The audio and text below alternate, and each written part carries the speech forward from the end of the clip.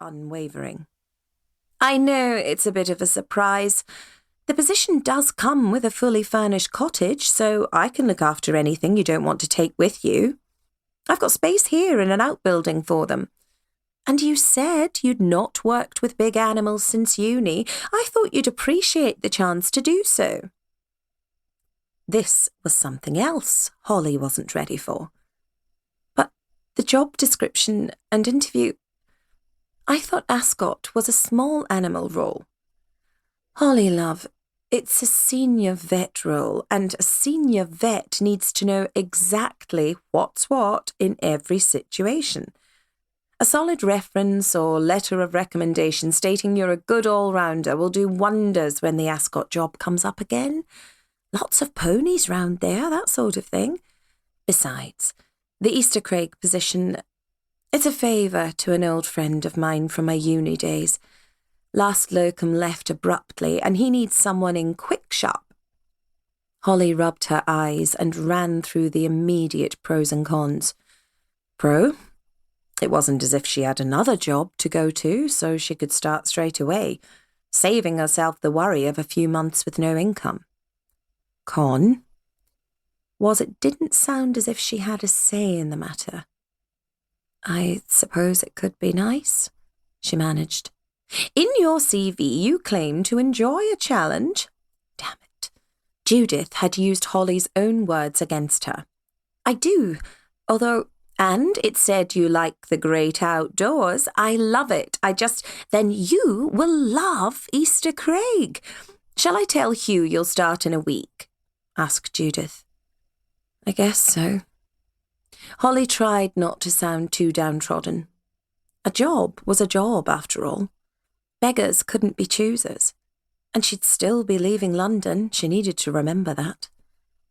"Thanks, Judith. I appreciate your help." "I'm sorry for the shock, but I'm glad we've sorted this all out, Holly. I can't wait to see you back down south in a year, and I'll check in with you along the way. Wonderful to talk. Good night." Wonderful. It was not how Holly would describe their chat. How had this happened? Not that it mattered. She'd heard herself weakly agreeing to it all. The usual confidence she possessed stymied by Judith's bombshell that the Ascot job wasn't as in the bag as she had assumed, that it was very much out of the bag. "Goodbye," she said, her voice a faint croak. Judith hung up and Holly sat stock still on her bed. Closing her eyes, she processed the news. Not Ascot, Berkshire, but Eastercraig, Scotland. Not small animals, which she had been prepared for, but work on farms for which she really hadn't. Not the sought-after job at a leading practice, but one which sounded like a post from which its prior incumbent had fled. Holly had been so sure she had everything back under control. It was only a few weeks since she'd had to leave her last job at the Francis practice, and now she felt as if another had been snatched from her when she wasn't looking.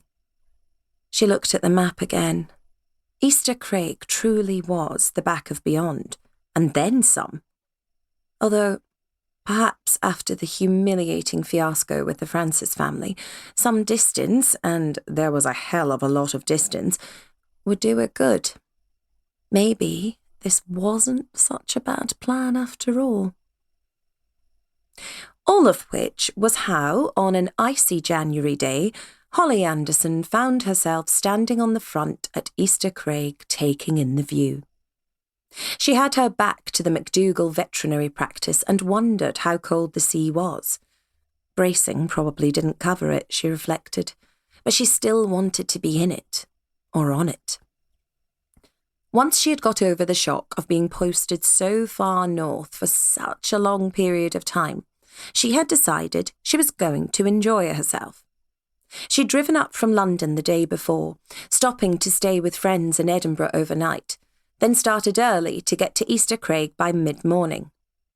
As she'd left the lowlands, the wide motorways had given way to narrower, serpentine roads, and occasionally her ears would pop, reminding her she was navigating high.